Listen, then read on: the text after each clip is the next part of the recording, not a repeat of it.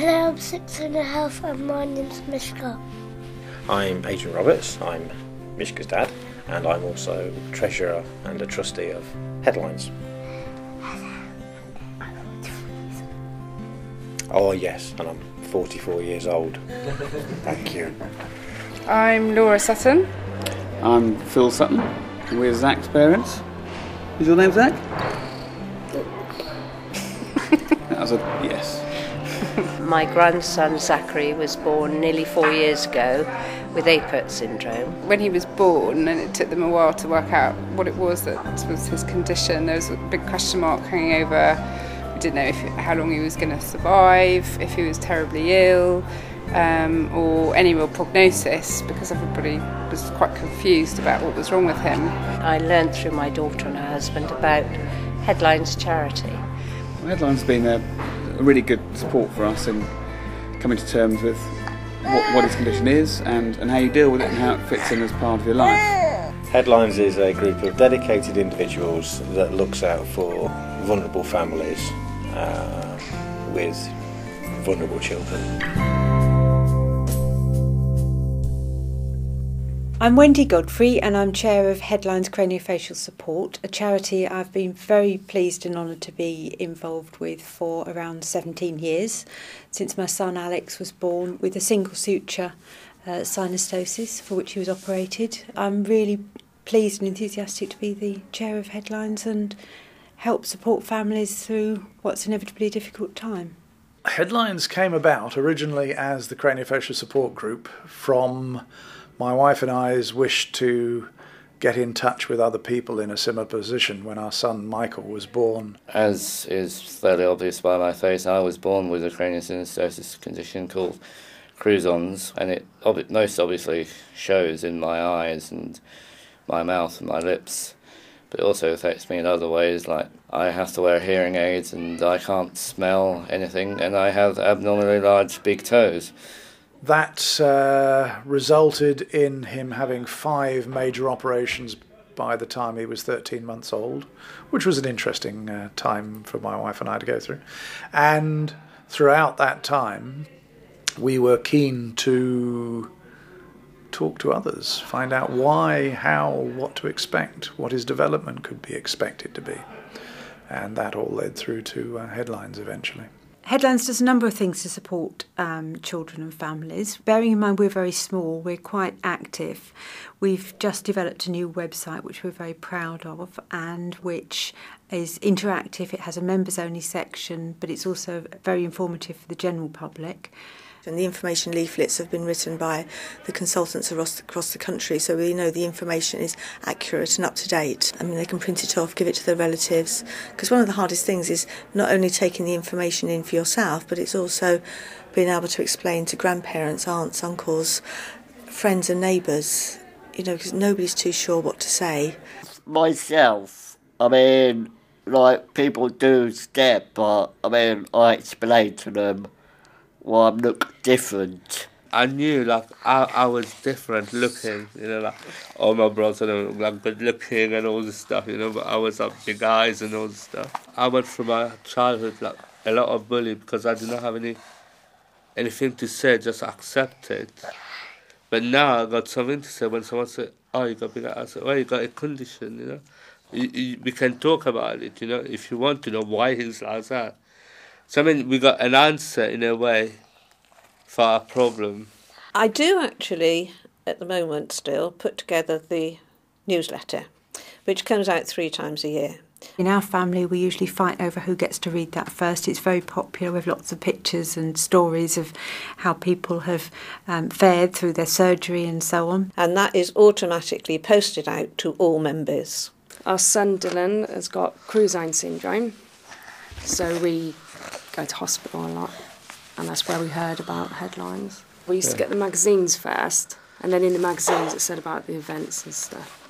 You get to find out about the other families, even though, you know, you're not meeting them day in, day out. You still get to know about the different families, and if there's any new events that they've organised that you can sort of come along to which are relevant to your child. This year, for example, we've done what we called a horseplay day, where some young people got together and did confidence building activities based around working with horses, which was quite extraordinary. We have also done what we've called an activity centre, a pioneer centre, where some older children went off and did all sorts of things like rock climbing and raft building and that kind of thing, which again was great for confidence building and also huge fun. This weekend we've invited a lot of our families together to socialise, to find out more about the condition, both from other families and from professionals. We have professionals in who give talks and do one-to-ones with families, and the families themselves say that a lot of the advantage of the weekend is that they get to meet other people with the similar conditions and see how they've managed the condition and progressed, and how the children have grown and developed and have grown into very capable young people and adults. People seem to come away enjoying them, so I've had a fantastic time making new friends or catching up with the old ones and playing with them. A couple of years ago, we had a family came, they had a couple of girls and a young lad, the brother had the condition, and they hadn't been before to an event, and he came in and he was shown the room where his activities were going to be, and he came racing out and he said, "Do you know there's another boy in there that looks just like me, possibly not seen anybody or had contact with anybody in a social playing or atmosphere like that." Now, as Dylan's got older, he's more aware of what he looks like, and we actually thought it would be good for him to actually meet with other kids now. Like, we actually thought it would be really good for him, and it has proven actually to be really good for him. Like, he weren't that keen on coming at first, and he's really enjoyed meeting other kids, you know, like with craniofacial problems. I think we will come again, won't we? You said you wanted to come again, didn't you? This is Wilbert, this is Alexander, and I'm Martina. And well, we have been here for the weekend and we have enjoyed it. We have attended a few talks, learned a few new things about the condition that Alexander has, which is Saethre-Chotzen. But more importantly, perhaps we have connected with other families which have the children with the same or similar syndromes, and that's always good to talk to other parents and families that have the same experiences. Well, as you can see, he's very active. He likes to investigate everything technical. Likes cameras, all technical things, right? Alexander was like taking part in the play activities that are offered here, so this is also a very rare chance for him to interact with other children with conditions like him. So that's been very positive. During the weekend, we have a number of sessions for parents where they can meet professionals on a one-to-one basis. So they might want to talk to a speech therapist, or they might want to talk to somebody about their benefits that they're entitled to, or they might want to talk to one of the nurses about what to expect if their child's going into hospital, something like that. The children go off and they have fun together. They go off and they go bowling, or we go to a laser quest. So their parents can just sit and have a bit of quiet time with the professionals. Today I made a robot. I made this at the Headlines weekend. I'll shake it. I play on the slides and I look to play on the climbing frame. Colouring. Colouring, right, good, and? Painting. Very good.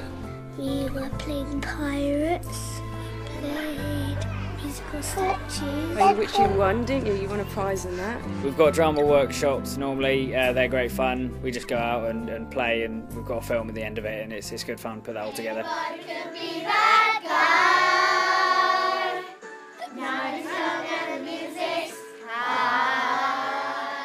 Then we all get together again. We get together at meal times, lunch times and evenings, and we have disco in the evening.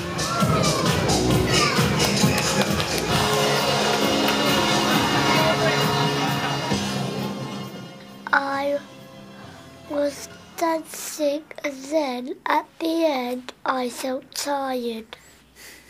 On the Sunday, we have our annual general meeting, and then we have the professionals come in to do a talk about aspects of their work, whether that's genetics or whether that's actual craniofacial surgery, or this year we've heard about the team and how the whole team pulled together to produce the surgery and the results that the families and children need. I'm Glenn. We're here with Erin, who's got Cruzons. We knew something was wrong when she was born, but the local hospital didn't think there was a problem. And then we got referred to Ormond Street when she was 5 weeks old, and they diagnosed her straight away. I think when we went up to Ormond Street and was told exactly what was ahead of us, it was real shock. It was, it was a big shock, and sort of left you sort of wondering what was going to happen. None of us had ever heard of Cruzons or craniofacial conditions, and it took ages to sort of come to terms with it, not knowing quite what the future held for her. But equally now, I think we feel blessed to a degree, knowing the way she has developed and proved to be a vivacious and capable little girl. All that she's gone through, she's just bounced back from everything and just come out of it smiling the other end. What's great about Erin, she's here basically, and she's getting there. The fear factor goes when they see an older child that actually is doing all the things that they can't imagine their child ever doing. It kind of helps you think there is light at the end of the tunnel, I think. Now, as an adult with Cruzons, I also like to think that I fulfil some sort of role in that hopefully I'm their son or daughter in 20 years because of how medicine and surgery have helped me. There's no reason to expect otherwise. I've grown into a decent human being, and that was with much lesser medical technology than they have at the moment. Well, I'm always cheerful, happy. I'm always being positive. It's helpful people. When I joined this group, you know, to see other people in the same situation as me, it really helped me. As old as I am, it really helped me. Craniosynostosis is such a rare condition, it's quite likely that a midwife will only ever deliver one baby with craniosynostosis in their entire working career. A GP may have one family in their practice with craniosynostosis. I think they do a lot of work to raise awareness generally amongst the population about these conditions. It's an education thing, and educating the world and people to understand about different disabilities. I'd like to see the future to have the name of headlines, the website address, contact details within every paediatric service across the country, in the professional journals. So when these babies are born, the doctors will go, I think I've read something, and they'll be able to go online and find the information. And the same for midwives and health visitors as well. We do raise funds fairly well, but it's a constant hand-to-mouth exercise, and we rely on lots of people with lots of enthusiastic ideas to help with our fundraising and keep us going. We would like to offer slightly more services around the country so that it's more accessible for people rather than everyone having to come to a central point, because we have lots of members all around Great Britain, and Northern Ireland included in that. Scotland, we'd like to perhaps offer an event further in the north of England, maybe further down south as well. Our aim is to invite us and to welcome as many families affected by the condition to whatever sort of forum they would like, whether that's a website forum or whether that's face-to-face at one of our events. And we'd really like to hear from you if you're interested in any of that or would like to talk it through and decide whether it's for you. To have a place where you can go at least once a year and see people with similar conditions, not just that but friends, and they're almost family now because it's been so long. That's a very valuable thing. It seriously has been really beneficial to us actually, just to meet and talk with other people that have been through things. It's helped me so it helped me feel comfortable the way I am. Headline's key ambition is to offer mutual support to all children and families affected by a craniofacial condition. And the best way we can do that is by putting them in touch with each other, and they can talk to each other about how it's affected them and what their hopes and fears and ambitions are. It's really important to have that, knowing there's somebody at the end of a phone that can not necessarily solve your problems, but direct you in a way that, or pass you on to somebody that knows where you can get help from. It's a good source to go to for information, and it's probably the only way we would ever network with the other families that we network with. Come along, we'll try to make you feel welcome. Come along to the meetings, that's all I can say. Come along to meetings, it will help, it really will. Sharing how you're dealing with things is very important, I think. It's knowing you're not alone. You know, it's realising that there are other people that are going through something similar to yourselves as a family. I think the members are fantastic, and I think the fact they keep supporting us shows that, you know, it's necessary and it should be out there. There's a whole world, a wealth of information and friends awaiting you. Headlines is good. Everybody should come. Headlines is brilliant. It's really brilliant. Headlines is great. Headlines is awesome. I have fun here!